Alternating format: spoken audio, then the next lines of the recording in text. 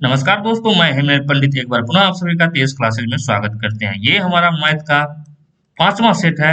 इससे पहले हम चार सेटों का हाँ ऑब्जेक्टिव क्वेश्चन जो है सो हम इसको एकदम पूरा सॉल्यूशन के साथ हम दे दिए हैं। आप हमारे आई बटन पर जाकर देख सकते हैं या नहीं तो लास्ट में आपको प्लेलिस्ट ये मिल जाएगा। चलिए बिना देरी किए हुए हम आज का क्वेश्चन शुरू करते हैं। ठीक है, हमारा पहला पहला क्वेश्चन है कि निम्न में से कौन अपरिमेय संख्या है। निम्न में से कौन अपरिमेय संख्या है। देखिए, जो भी शांत रहता है ना उसे हम परिमेय संख्या के अंदर में ही रखते हैं। तो ये हमारा परिमेय संख्या है। ठीक है, ये हमारा परिमेय संख्या है।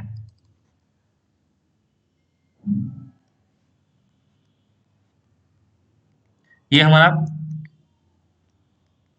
ये हमारा परिमेय संख्या है। ये भी परिमेय संख्या है, ये भी परिमेय संख्या है। लेकिन इसमें देखिए, ये एक नया सीरीज बनाते हुए चला जा रहा है और ये माने टर्मिनेट भी नहीं करता है, इसलिए क्या हो गया, ये अपरिमेय संख्या हो गया। फिर है अगला क्वेश्चन कि निम्नलिखित में से कौन सी अपरिमेय संख्या है, कौन सा संख्या है। तो इसको हम क्या लिख सकते हैं कि 6/8।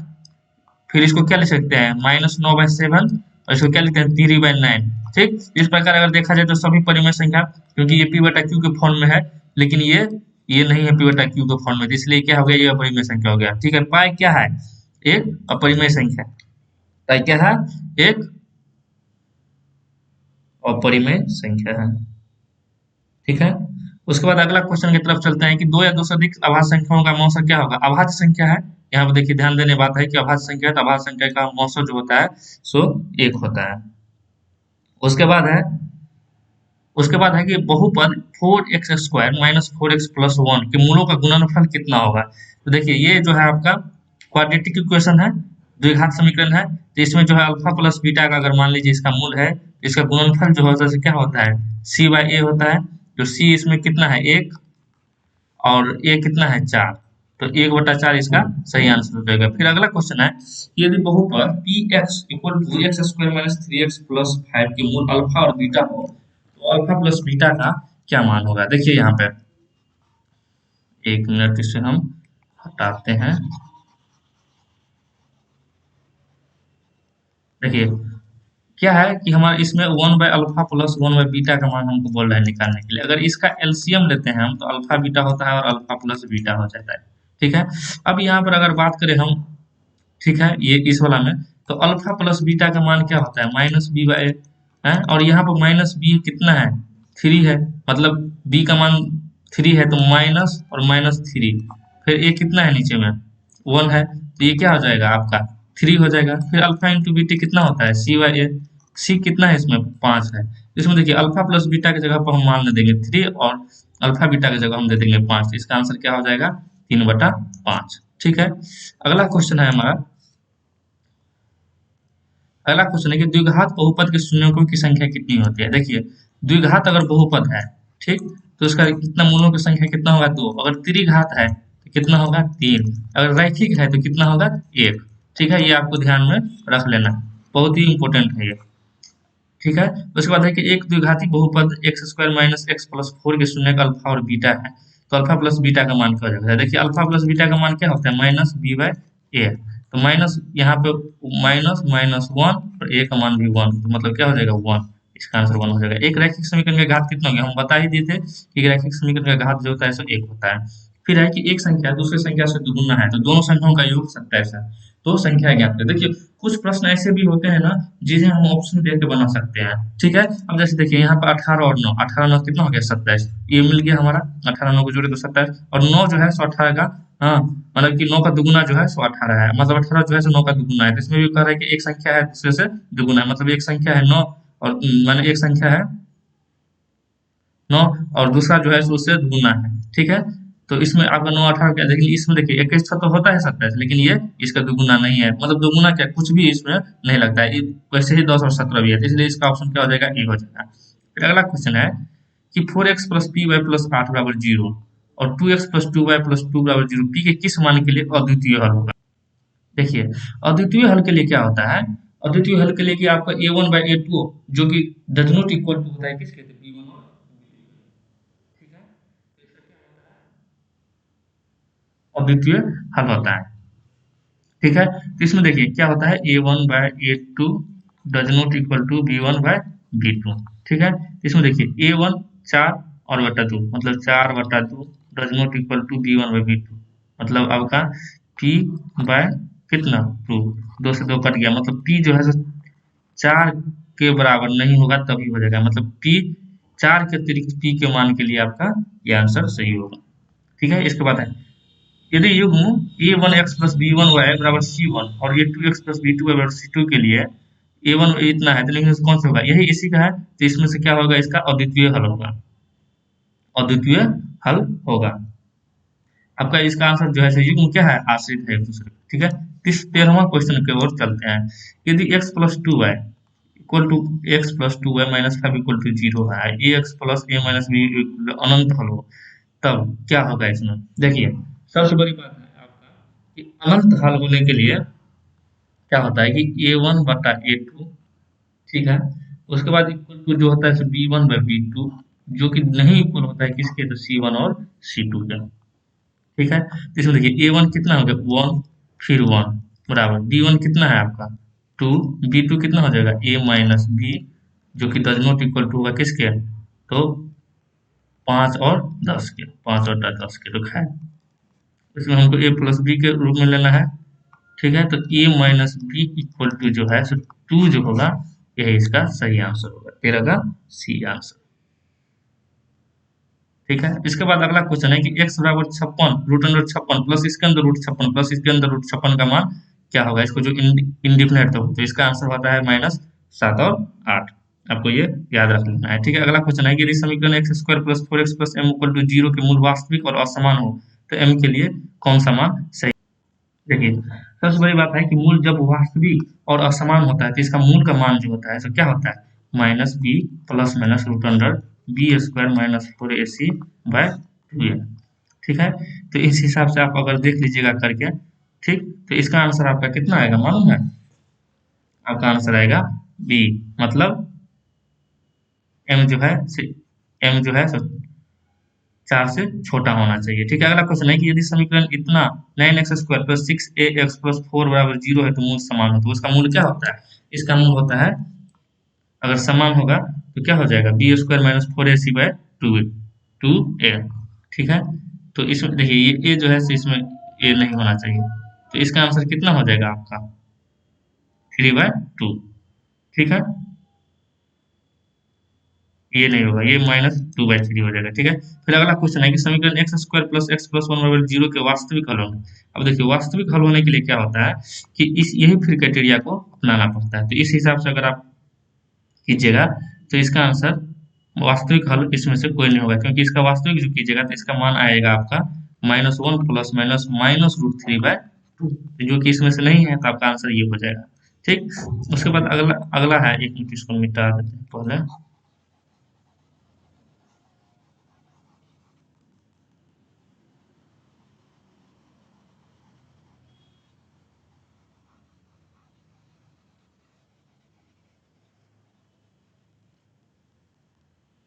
ठीक, अगला क्वेश्चन है कि ठीक ये हो गया, एपी का निर्धारित करना है जिसका तीसरा पद 5वां है और 7वां पद 9। तो देखिए T5 जो है सो हमारा कितना है, तीसरा पद T3 जो है सो 5 है, हाँ, और कितना है T7 जो है सो 9 है, मतलब क्या a प्लस 2d कितना है हमारा 5 है और a प्लस 6d जो है सो कितना है हमारा 9 है। इसमें क्या कह रहा है मान निकालने के लिए, एपी निर्धारित करने के लिए बोल रहा है, तो ठीक है, तो इसको हम कर देते हैं। ठीक, तो 5 में से 9 गया -4 और 6 2 में से गया तो यहाँ पे हम इसको घटाएंगे।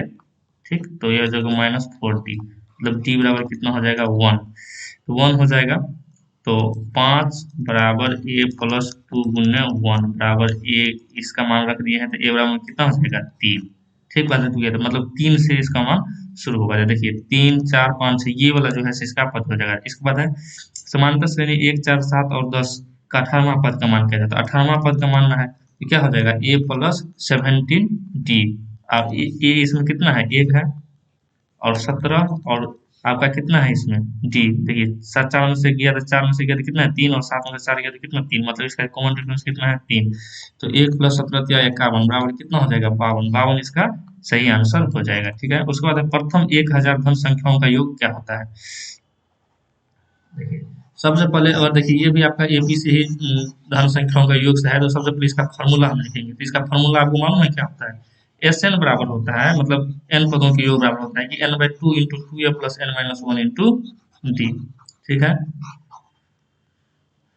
तो देखिए एस एन जो हम करेंगे क्या हो रहा है, एन बटा two into two a plus n minus one into d. ठीक है, तो अगर इसमें देखा जाए तो इसमें हमको कितना पद का मान कर रहा है, 1000। तो इसमें लिख देंगे एस 1000 इक्वल टू 1000 बटा टू, ठीक,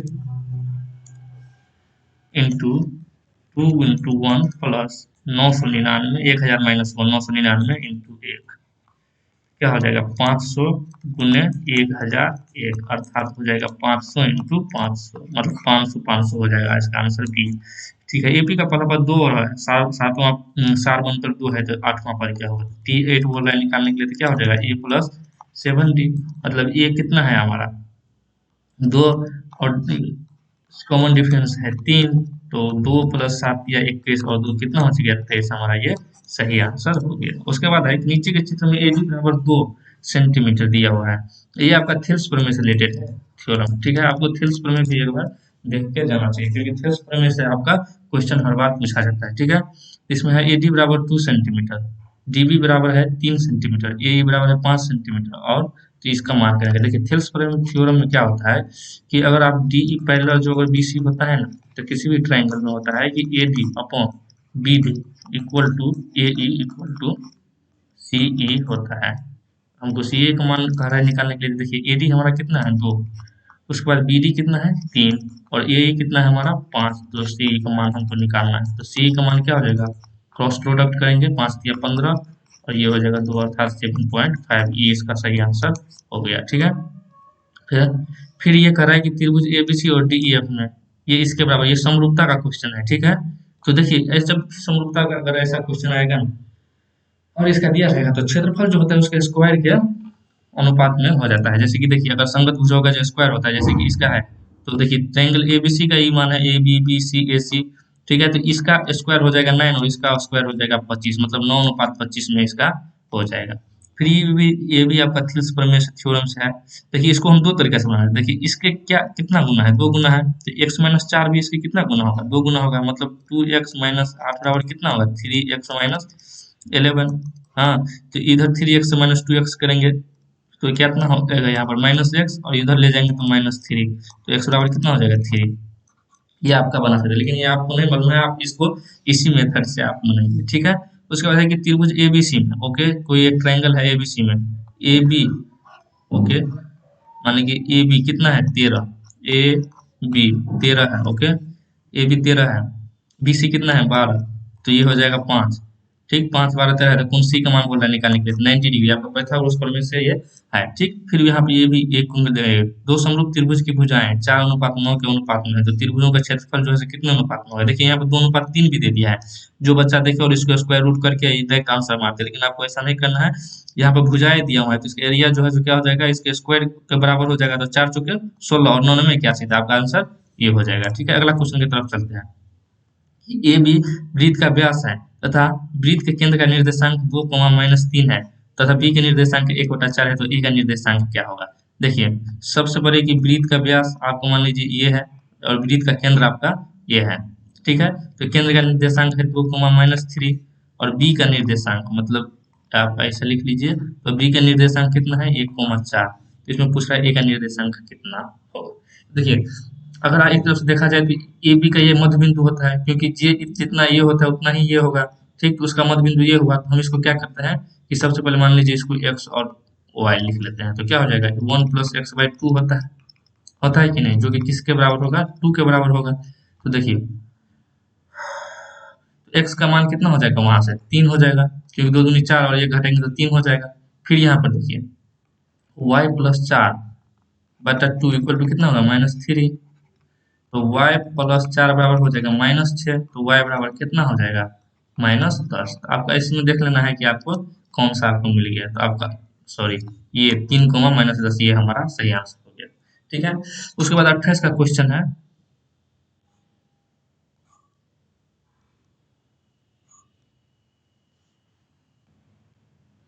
ठीक, हमारा फिर अगला क्वेश्चन है कि रेखाखंड AB का मध्य बिंदु 2,4 है, बी के नियामक 8 है, तो ये करेंगे फिर उसी प्रकार आपको सर्कल के अनुसार ही आपको कर लेना है। फिर है कि बिंदु -6 और 11 में भुज, यहाँ पर भुजा होगा, सॉरी भुज होगा, भुज का मान क्या होगा, तो -6 है। सबसे छोटी पूर्ण संख्या जो 16, 20 तथा 24 से भाज्य हो वह कौन सी संख्या है। देखिए कुछ क्वेश्चन जो है सो आपको आंसर से भी बनाना पड़ेगा। कौन किससे बनाना पड़ेगा, आंसर से बनाना पड़ेगा। ठीक है, तो इसमें हम आपका कैसे हम इसको अप्रोच करेंगे, देखिए सबसे पहली बात है कि इसमें क्या बोल रहा है कि सबसे छोटी पूर्ण वर्ग संख्या क्या है, जो 16, 20 तथा 24 से भाज्य हो।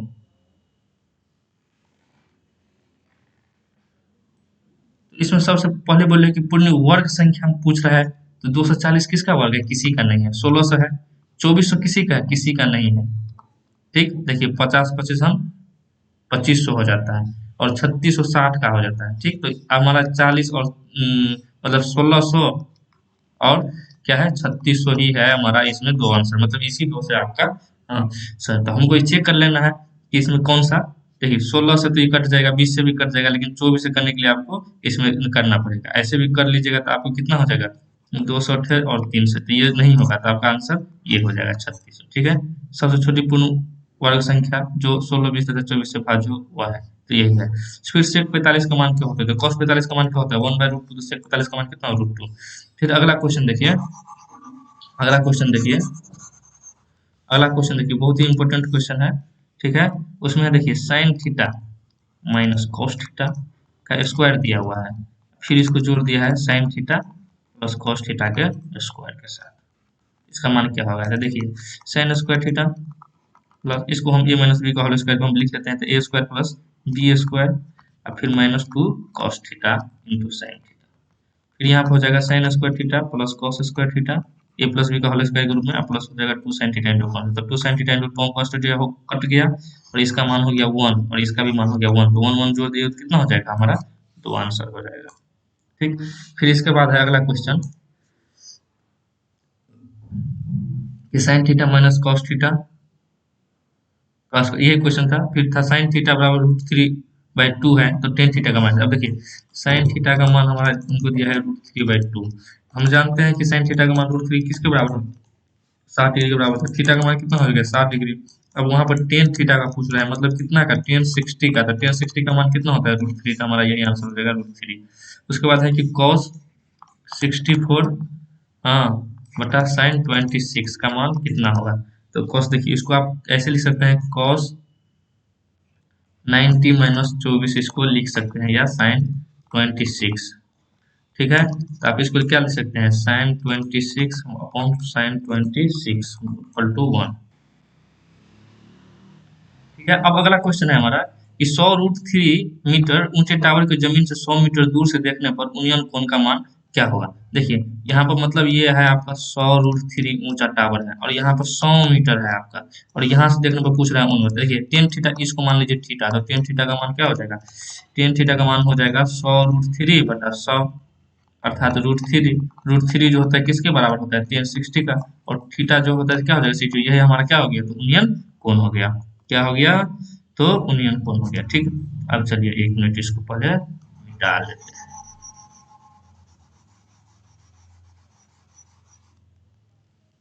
तो हम एकदम शॉर्टकट से मिटाते हैं। हाँ चलो, उसके बाद अगला क्वेश्चन है हमारा कि 28 सेंटीमीटर त्रिज्या वाले वृत्ताकार तार को मोड़कर एक वर्ग बनाया गया है, तो वर्ग की भुजा की लंबाई क्या होगी। देखिए सबसे पहले अगर वृत्त को देखा जाए तो वृत्त ऐसा होता है, तो ये हमारा क्या हो गया, परिधि हो गया। तो हम सबसे पहले इस तार को जो वर्ग बनाएगा, तो इसी को खोल के ऐसे बना देगा। हाँ, तो यही हमारा हो गया। तो सबसे पहले वृत्त का 2πr जो है सो हम देख लेते हैं कि क्या होता है। तो 2πr जो है क्या, तो 28 सेंटीमीटर त्रिज्या है, तो 2 गुने 22 बटा 7 गुने 28, ये हमारा हो गया वृत्त का परिधि, इतना ही तार है। ठीक, इसको क्या बनाता है, वर्ग बनाया गया है। क्या बनाया गया है, वर्ग। तो वर्ग की भुजा की लंबाई पूछ रहा है, जो कितना होगा, होना है वर्ग का भुजा की लंबाई क्या, 28 सेंटीमीटर त्रिज्या वाले वृत्ताकार तार को मोड़कर एक वर्ग बनाया गया है, तो वर्ग की भुजा क्या होगा। ये है कि हमारा 7/28। अब इसको क्या बनाया है, तो वर्ग की भुजा की लंबाई, तो भुजा को ये क्या हो गया हमारा, 4 गुने भुजा, इसका भी तो परिधि हुआ। तो देखिए 4 से 4 ये कट गया और भुजा का मान कितना हो गया, तो भुजा बराबर कितना हो गया 44 सेंटीमीटर हमारा इसका सही आंसर। ठीक, फिर 38 में देखिए दिए गए चित्र में पीटी एक स्पर्श रेखा है तथा पी ए बराबर 4 सेंटीमीटर है और ए बी बराबर 5 सेंटीमीटर। देखिए ये है ना, ये हमारा क्या है, एक स्पर्श रेखा है, स्पर्श रेखा है, ये हमारा स्पर्श रेखा है। पीटी, पीटी क्या है, एक स्पर्श रेखा है, स्पर्श रेखा है। ठीक है, और इसमें देखिए पी पी टी का मान हमको बोल रहे हैं निकालने के लिए, और पी ए जो होता है सो 4 है और जो है हमारा पी टी जो है ए बी जो है सो हमारा 5 है। ठीक है, तो देखिए इसका जब ऐसा टाइप का सवाल जब रहेगा ना तो इसका फॉर्मूला होता है पीटी निकालने का। क्या होता है कि आप जो पी ए है, पी ए कितना है 4 और इसको जो है अंडर रूट में कर लेना है 4 इंटू, अब फिर देखिए फिर आपको क्या कर लेना है कि पी ए जोड़ ए बी, तो पी ए जोड़ ए बी मतलब क्या हो गया हमारा, पी ए जोड़ ए बी मतलब क्या हो गया हमारा पी बी हो गया। तो पी बी का मान हमको लिखना है, पी बी कितना हमारा 9। देखिए इसको रूट अंडर तोड़ेंगे ना तो कितना हो जाएगा 2 इंटू 3 अर्थात कितना हो गया 6 सेंटीमीटर हमारा इसका आंसर हो गया। ठीक, उसके बाद है कि दिए गए चित्र में पी ए बराबर 7 सेंटीमीटर, पी बी बराबर 3 सेंटीमीटर, पी डी बराबर 4 से 2 डी सी। देखिए ये भी बहुत अच्छा सवाल है, हम आपको ये बोल रहे हैं कि आप हमें बताइए कि कमेंट में क्या होगा इसका आंसर। ठीक है, हम इसका अगले वीडियो में अगर आप नहीं कोई कीजिएगा अगर देखते हैं कि कितना सही आदमी बना पाते हैं, अगर नहीं होगा तो हम अगले क्वेश्चन आपको अगले सेट में हम उस क्वेश्चन को आपको डिस्कस करेंगे। ठीक है, अगला क्वेश्चन है कि एक गोले का व्यास 14 सेंटीमीटर है तो उसके वक्र पृष्ठ का क्षेत्रफल कितना होगा। देखिए गोले का व्यास पूछ रहा है तो गोले का व्यास जो है कितना है, हाँ 14 सेंटीमीटर, इसका त्रिज्या कितना हो जाएगा 7 सेंटीमीटर, कितना हो जाएगा 7 सेंटीमीटर। ठीक है, तो अब किसको पूछ रहा है वक्र पृष्ठ का क्षेत्रफल, तो गोला का जो वक्र पृष्ठ क्षेत्रफल होता है वो क्या होता है 4 पाई आर स्क्वायर, 4 गुने 22/7 गुने आर गुने मतलब 7 गुने 7, एक 7 से एक 7 31 तो 22 चौका 88 गुने 7 बराबर 8 सत्ते 56, 8 सत्ते 56, 5 61 616 हमारा इसका सही आंसर है। कहाँ है, चलो चलो चलो चलो छुट्टी में चलो। ठीक है, उसके बाद है कि दिए गए चित्र का परिमाप क्या होगा जब एडी एक अर्धवृत्त है। देखिए एडी अर्धवृत्त है, अर्धवृत्त है, अर्धवृत्त का क्या होता है परिमाप पूछ रहा है 2 पाई आर क्या होता है वृत्त का पूरा होता है, अर्धवृत्त का कितना हो जाएगा पाई आर। देखिए अगर यहाँ पर ऐसा वाला सिस्टम रहता तो पाई आर प्लस डी हो जाता, लेकिन ऐसा वाला सिस्टम नहीं है, ऐसा वाला सिस्टम नहीं है तो हमारा क्या हो जाएगा पाई आर ही हो जाएगा। अब देखिए 20 14 20 20 40 14 54 प्लस 22/7 गुने आर का मान क्या है, देखिए आर का मान कितना यहाँ पे इतना रहता तो कितना होता 14 होता, लेकिन अब क्या है अब इतना ही रहना है तो इसका 7 हो जाएगा, तो 7 7 कट गया तो मतलब 54 और 22 कितना हो गया 76, इसका आंसर 76 हो जाएगा। उसके बाद दो वृत्तों की त्रिज्याएं क्रमशः 8 सेंटीमीटर और 6 सेंटीमीटर है, तो उस वृत्त की त्रिज्या क्या होगी जिसकी परिधि इन दोनों वृत्तों की परिधियों के योग के बराबर है।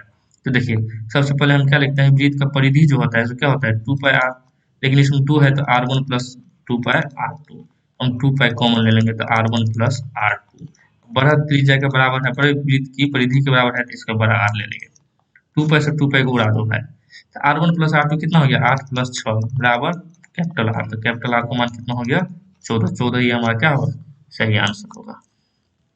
ये बहुत ही लाजवाब क्वेश्चन था। ठीक है, अब देखिए अब क्या करेंगे,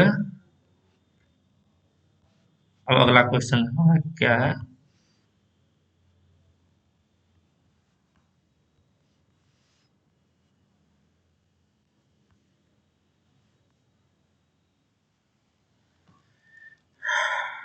अब हमारा अगला क्वेश्चन यदि एक वृत्त का परिमाप और क्षेत्रफल संख्यात्मक रूप से बराबर है तो उस वृत्त की त्रिज्या क्या होगी। ये बहुत ही शानदार क्वेश्चन है, बहुत ही शानदार क्वेश्चन। ठीक है, बहुत ही शानदार क्वेश्चन, इसमें बहुत आदमी फंस गया था, लेकिन आपको देखिए हम ऐसे बताएंगे कि आपको कभी जिंदगी भर नहीं भूलिएगा। देखिए वृत्त का परिमाप, वृत्त का परिमाप क्या होता है 2 पाई आर और इसका क्षेत्रफल क्या होता है वृत्त का तो पाई आर स्क्वायर, तो इसको पाई से पाई काट दो और एक आर से एक आर काट दो तो आर का मान कितना हो गया, तो हमारा इसका आंसर 2 मान।